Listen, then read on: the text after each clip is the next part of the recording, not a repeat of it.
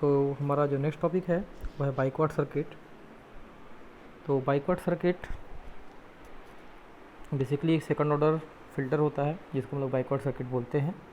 By default जो बाइक्वार्ड circuit होता है वो एक लो पास फिल्टर होता है।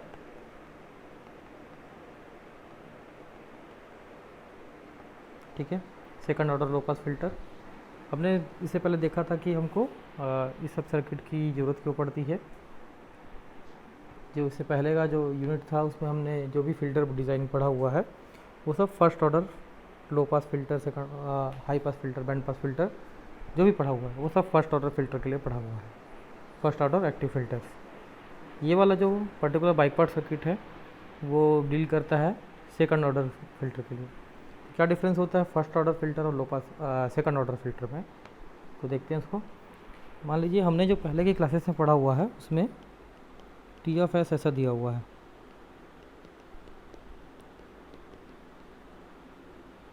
तो आप बोलोगे सर ये भी तो सेकंड ऑर्डर है, बट नहीं, इसको हम लोग ऐसा ब्रेक कर सकते हैं और ये एक ट्रांसफ़र फंक्शन बन जाता है, ये दूसरा ट्रांसफ़र फंक्शन बन जाता है। एंड T1 को हम इंडिविजुअली एक ओपैम के थ्रू डिज़ाइन करते हैं, T2 को हम इंडिविजुअली एक दूसरे ओपैम के थ्रू डिज़ाइन कर लेते हैं। ठीक है, इस टाइप से कुछ भी। सो ये दोनों को कैस्केड करके ओवरऑल जो फ़िल्टर बनता है वो अपने आप में सेकंड ऑर्डर फ़िल्टर होता है, बट इंडिविजुअली हम इसको as a first order filter जैसा ट्रीट करते हैं। लेकिन दूसरे टाइप का ट्रांसफ़र फंक्शन ऐसा भी होता है, कुछ इस टाइप के ट्रांसफ़र फंक्शन होते हैं। इसमें कई बार क्या होता है, जो आप कंट्रोल सिस्टम के अंदर पढ़ते हो, सेकंड ऑर्डर सर्किट्स पढ़ते हो, जो आप सेकंड ऑर्डर सिस्टम, उसमें जो पोल्स आते हैं वो इमेजनरी आते हैं, जो रूट्स आते हैं वो इमेजनरी आते हैं। मतलब एस की जो वैल्यू आती है वो alpha plus minus j beta इस टर्म्स में आती है, जो रूट्स आते हैं। ठीक है, s plus alpha plus j beta, s plus alpha minus j beta, इस टाइप से।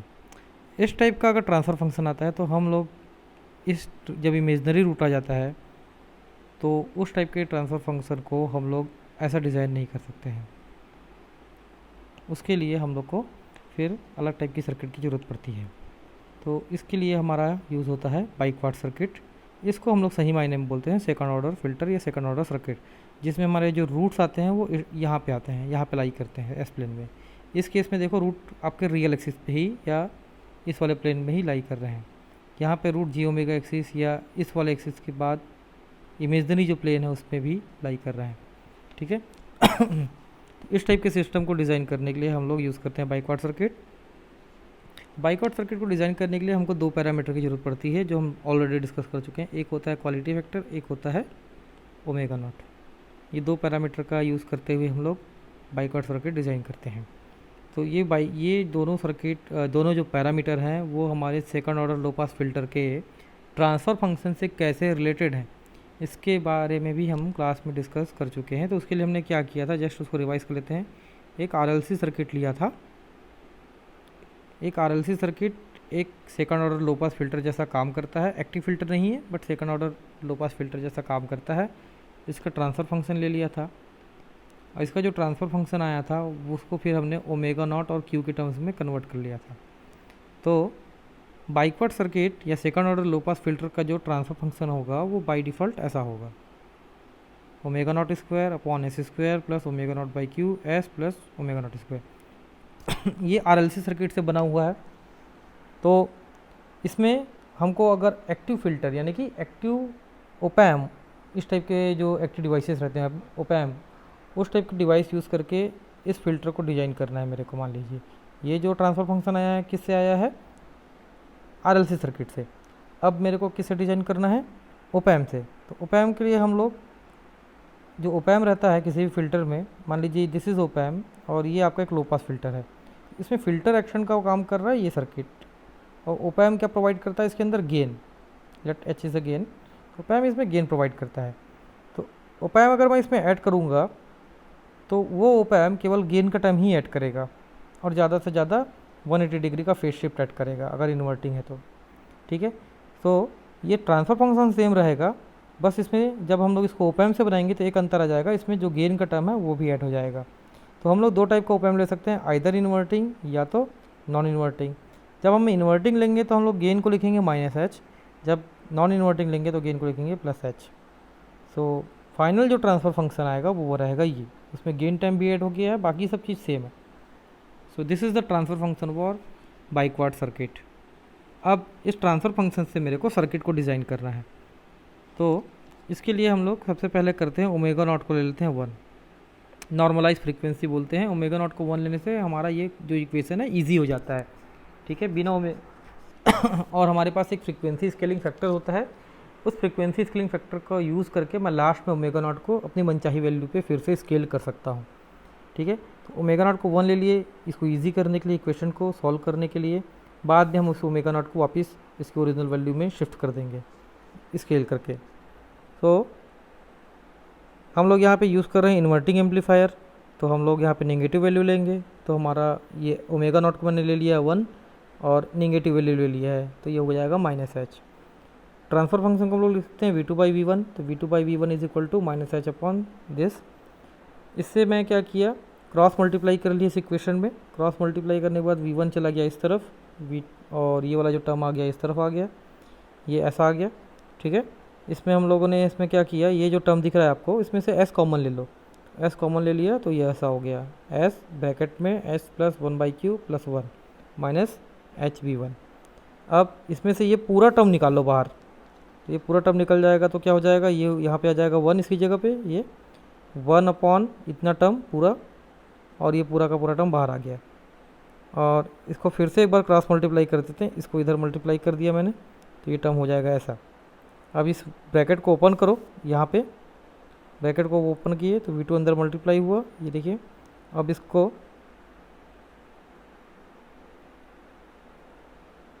V2 is equal to this, ऐसे इस टाइप से हमने लिख दिया, मतलब ये V2 का जो सिंगल टर्म है उसको छोड़ के इस वाले टर्म को हम लोग इधर ले गए, तो ये आ गया ऐसा। अब इसको मैं थोड़ा सा एडजस्ट करके लिखता हूँ इस इक्वेशन को, ठीक है। इसमें मैं क्या कर रहा हूँ, 1/s का टर्म को बाहर ले लिए, देखिए ये 1/s का टर्म बाहर ले लिया, तो ये बचा ऐसा -1 upon s + 1/q into V2 ये term, plus -h upon s + 1/q into V1 ये वाला टर्म। s जो था डिनोमिनेटर में एक और s था, ये उसको मैंने बाहर कर दिया इधर। एंड एक काम और किया, यहाँ पे माइनस का मल्टीप्लाई किए, इस s में माइनस मल्टीप्लाई किए, और माइनस यहाँ पे 1 का भी मल्टीप्लाई किए, यहाँ पे माइनस लगा के यहाँ पे -1 मल्टीप्लाई कर दिया। इसको लिखने का एक स्पेसिफिक रीज़न है। तो अब ये हमारा इक्वेशन बन गया ऐसा, ठीक है।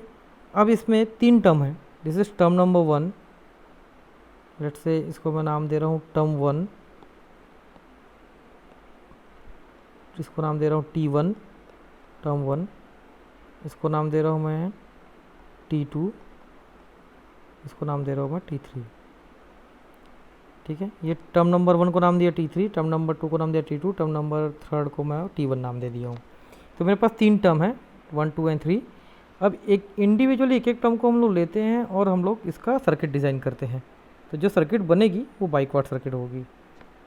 सो इसको सिंप्लीफाई करने के लिए कैसे डिज़ाइन करते हैं, इसको समझने के लिए हम लोग, मैं क्या कर रहा हूँ, इस पूरे टर्म को मैं नाम दे रहा हूँ x, ठीक है। जो टर्म नंबर 3 है उसको मैं नाम दे रहा हूँ x, तो इसको मैं नाम दे दिया x। तो इसको अगर x बोलेंगे तो V2 इज इक्वल टू कितना हो जाएगा, -1/s ये वाला टर्म इंटू -1 ये वाला टर्म, x इंटू x, तो ये हो जाएगा ऐसा। अब दूसरा काम क्या कर रहा हूँ मैं, ये जो पूरा टर्म है इसको मैं नाम दे रहा हूँ y, ठीक है। इस पूरे टर्म को ले लिया y, तो V2 इज इक्वल टू हो जाएगा -1 इंटू y, तो V2 इज इक्वल टू हो जाएगा -1 इंटू y, यानी कि -y। तो मतलब पहले टर्म को मैंने नाम दिया x, पहला टर्म मल्टीप्लाई विथ दूसरा टर्म, इसको नाम दिया y। अब बच गया मेरे पास तीसरा term multiply with this both term, तो ये आ जाएगा दिस। अब इसके बाद इसको डिज़ाइन करना है, तो अब देखिए क्या चीज़ है, y इनपुट है मान लेते हैं, और V2 अगर आउटपुट है, इफ y इनपुट है V2 आउटपुट है, और इस टाइप की सर्किट की, इस टाइप के इक्वेशन के लिए अगर मेरे को सर्किट डिज़ाइन करना है तो आप देख सकते हैं हमारा इस टाइप का सर्किट आएगा। कैसे आया ये? आपको जैसे मान लीजिए V1 इनपुट है एंड V2 इज़ आउटपुट, और एक इक्वेशन आपको दिया है ये, तो V2 is equal to V1 लेकिन माइनस साइन के साथ, तो ये एक यूनिटी गेन एम्पलीफायर है। This is unity gain amplifier, ठीक है। This is in output V2, this is input V1। तो यहाँ पे V1 की जगह पे Y है, तो Y मेरा इनपुट है और V2 मेरा आउटपुट है, तो V2 इज इक्वल टू हो जाएगा माइनस ऑफ Y। इस इक्वेशन के लिए ये सर्किट बनेगी। This is unity gain circuit, ठीक है। तो ये मेरा थर्ड टर्म जो था वो -1 था, उसके लिए मैंने ये सर्किट बनाया। तो थर्ड टर्म को ये सर्किट रिप्रेजेंट करेगा। सर्किट नंबर 1 T1 को रिप्रेजेंट कर रहा है। क्लियर? अब देखते हैं दूसरे टर्म की बारी। तो हमने क्या माना था? y इज इक्वल टू, हमने क्या लिया था? इतना। तो हमने y is equal to -1/s x ले लिया था। अगर x इनपुट है और y आउटपुट है, x अगर इनपुट है y आउटपुट है, तो ये इक्वेशन एक इंटीग्रेशन को डिनोट कर रहा है। तो इसके लिए जो सर्किट बनेगा वो एक इंटीग्रेटर बनेगा। देख लीजिए ऐसा बनेगा। यहाँ पे आपका y जो रहेगा आउटपुट रहेगा, x जो रहेगा इनपुट रहेगा। इस सर्किट का रिजल्ट यही आएगा -1/s x। तो ये जो सर्किट है, ये जो टर्म है वो एक इंटीग्रेशन को रिप्रेजेंट कर रहा है। तो इसके लिए जो सर्किट आएगी वो सर्किट आएगी एक इंटीग्रेटर, यूनिटी इंटीग्रेटर, जिसमें x रहेगा इनपुट, y रहेगा आउटपुट। नाउ अब x को के लिए हमको सर्किट डिज़ाइन करना है, ठीक है। तो x क्या माना था मैंने? जो ये वाला टर्म था उसको x माना था, दिस टर्म। तो ये पूरे टर्म को मैंने मान लिया था x। अब यहाँ पे थोड़ा सा चीज़ देखिए, यहाँ पे दो इनपुट हैं। x अगर आउटपुट है तो V2 और V1 दो इनपुट हैं मेरे, ठीक है। अब मेरे को ये दोनों इनपुट के लिए मेरे को डिज़ाइन करना है। तो आप ये देख सकते हैं इसमें प्लस का साइन लगा है।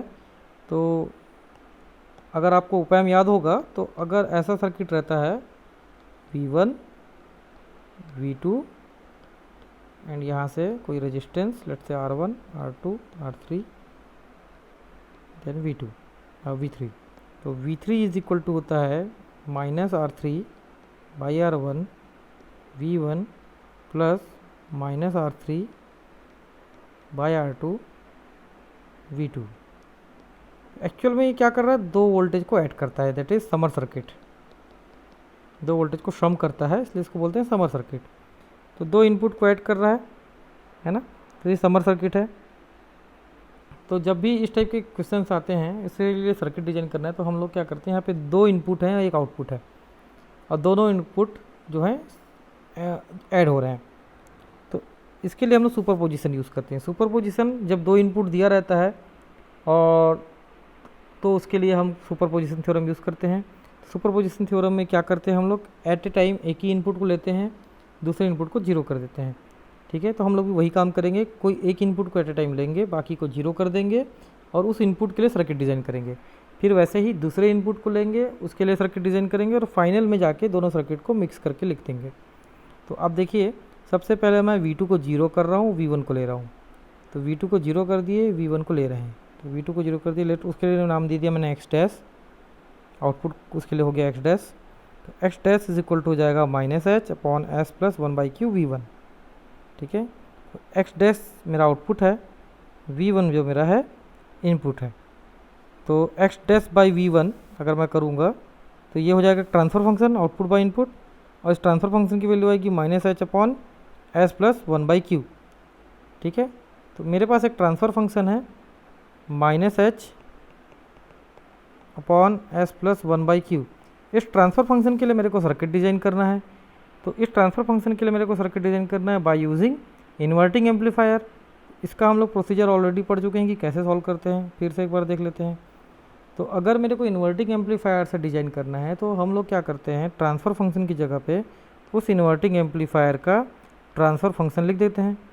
इन्वर्टिंग एम्पलीफायर का ट्रांसफ़र फंक्शन होता है -Z2/Z1, और माइनस माइनस साइन कैंसिल हो जाएगा। तो Z2/Z1 इज इक्वल टू जाएगा H/S+1/Q। ठीक है, अब इस पे दूसरा काम क्या करते थे, Z2 और Z1 का एक पॉसिबल कॉम्बिनेशन लेते थे। तो Z2 का एक कॉम्बिनेशन आ जाएगा ये 1/S+1/Q, और Z1 का एक कॉम्बिनेशन आ जाएगा ये 1/H। ठीक है, इसको एक स्टैंडर्ड टेबल से हम कंपेयर करते थे। आपको पास वो टेबल होगा ऑलरेडी, नहीं है तो यहाँ पे मैं लिख देता हूँ। पॉसिबल कॉम्बिनेशन के लिए जो टेबल था वो था, अगर रजिस्टेंस है तो Z की वैल्यू होती थी R, अगर कैपेसिटेंस है तो Z की वैल्यू होती थी 1/CS, अगर R और C का पैरेलल कॉम्बिनेशन है तो Z की वैल्यू होती थी 1/R + CS, अगर सीरीज़ कॉम्बिनेशन है R और C का तो Z की वैल्यू होती थी R + 1/CS। ये एक टेबल है। ठीक है, इस टेबल के हिसाब से आप मैच कर लीजिए। देखिए इसमें से ये थर्ड नंबर से मैच हो रहा है, हमारे Z की जो वैल्यू लिखी है वो थर्ड नंबर से मैच हो रहा है। थर्ड नंबर में क्या है, एक S का टर्म, एक कांस्टेंट का टर्म और एक प्लस का टर्म, और तीनों के तीनों डिनोमिनेटर में। एक S का टर्म, एक कांस्टेंट टर्म और एक प्लस का टर्म, और तीनों के तीनों डिनोमिनेटर में। तो ये थर्ड वाले हमारे टेबल से मैच हो रहा है। तो इसको हम लोग लिख देंगे Z2 is equal to 1/C2S + 1/R2। तो इसमें ये हो जाएगा C2, यहाँ से कंपेयर करेंगे, और R2 की वैल्यू हो जाएगी Q। और ये एक पैरेलल कॉम्बिनेशन है ना, देखिए ये एक पैरेलल कॉम्बिनेशन है, तो ये पैरेलल कॉम्बिनेशन बन जाएगा R2 और C2 का। R2 की वैल्यू आ गई Q, C2 की वैल्यू आ गई 1। तो ये इसके लिए ओपन सर्किट जो बनेगा वो हो जाएगा ये। ठीक है, इनपुट Z1 को हमने लिया था 1/H, Z1 को भी इसी टेबल से कंपेयर करो। तो यहाँ पे कोई S का टर्म नहीं, केवल एक कांस्टेंट टर्म, उसके लिए टेबल नंबर 1 से मैच होगा। तो यहाँ पे हो जाएगा सिंपल रेजिस्टेंस हो जाएगा Z1, जिसकी वैल्यू हो गई 1/H। तो Z1 एक सिंपल रेजिस्टेंस है जिसकी वैल्यू हो जाएगी 1/H। तो यहाँ पे हमने लगा दिया Z1, this is Z1 and this is Z2, और ये हो जाएगा इनपुट, ये हो जाएगा आउटपुट। तो ये बन गया V1 के लिए। सिमिलरली V1 को मैं अब 0 करूँगा और V2 को लूँगा। तो दूसरा केस, जब मैं V1 को 0 कर रहा हूँ, V2 को ले रहा हूँ, तो मैं आउटपुट को नाम दे रहा हूँ X'। तो इसके लिए भी सेम प्रोसीजर फॉलो करते हैं, X" डिवाइड बाय V2 करते हैं, ये ट्रांसफ़र फंक्शन बन जाएगा। इस ट्रांसफ़र फंक्शन की वैल्यू हो जाएगी इतनी। इसको मैं कंपेयर करूँगा Z2/Z1 से, -Z2/Z1 से, माइनस माइनस साइन जो रहेगा कैंसिल हो जाएगा। तो Z2/Z1 इज इक्वल टू हो जाएगा इतना। फिर पॉसिबल कॉम्बिनेशन लेंगे, Z2 is equal to this और Z1 इज इक्वल टू 1। इसके लिए जो सर्किट बनेगी सेम वैसे ही जो अभी प्रोसीजर अपन फॉलो किए थे, वो टेबल वगैरह देख के, वो सेम प्रोसीजर से इसके लिए ये सर्किट बन जाएगी। Z1 यहाँ पे आ जाएगा ये 1, और Z2 आ जाएगा ये। अब आप देखिए इसमें, इस सर्किट में और इस सर्किट में Z2 कॉमन है ना। ठीक है, Z2 जो है वो कॉमन है, होगा भी क्योंकि वो फीडबैक लूप है। तो Z2 कॉमन है इन दोनों में। अब इन दोनों सर्किट को मेरे को मर्ज करके एक सर्किट बनाना है। इन दोनों को मर्ज करके एक सर्किट ये बनेगी। Z2 दोनों के लिए कॉमन था तो दोनों के लिए कॉमन आ गया। ये देखिए Z1 जब V2 लिया था तो Z1 1 था, और जब V1 लिया था तो Z1 इतना था। ये इनपुट 1, इसको हमने दिया इन्वर्टिंग में, और ये मेरे को मिला X। ठीक, अब आप देखिए X जो था, अगर आपको याद होगा तो हमने क्या लिया था, इस इक्वेशन को X लिया था, इसको X लिया था, इसको Y लिया था, इसको हमने तीसरा इनपुट लिया था। तो आप देखिए कैसे कनेक्टेड थे ये। तो जो लास्ट वाला सर्किट था T1, जिसका नाम दिया था मैंने सर्किट 1, ये वाला जो सर्किट था यूनिटी गेन, ये सर्किट, इस सर्किट का आउटपुट कितना था V2 और इनपुट कितना था Y। तो इसको देखिए ऐसा बना सकते हैं, जो सर्किट 1 है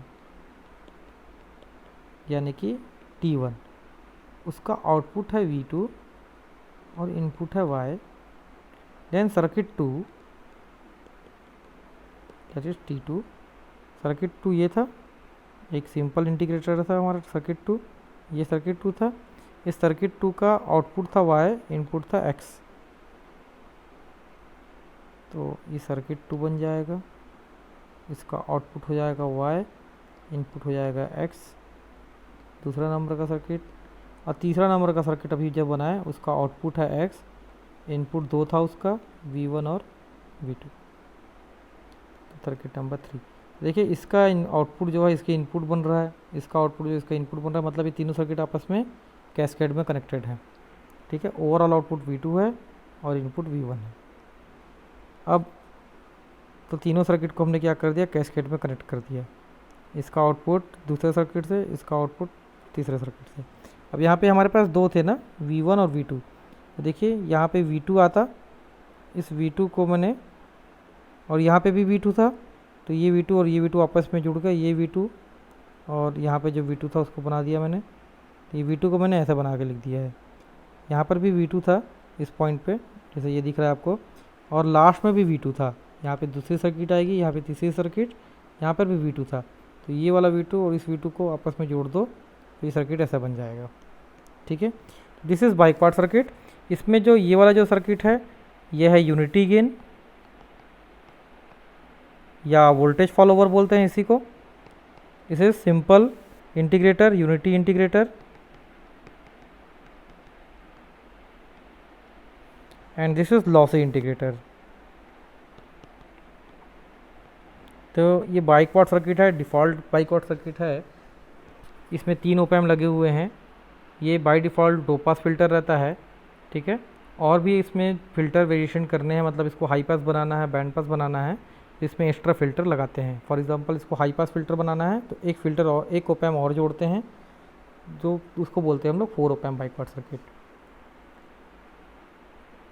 तो ये हमारा, इसका दूसरा नाम भी है, इसको बोलते हैं रिंग ऑफ 3 सर्किट और 2 थॉमस बाइक्वाड सर्किट। तो इसके नेक्स्ट क्लास में हम लोग देखते हैं frequency response of the biquad circuit.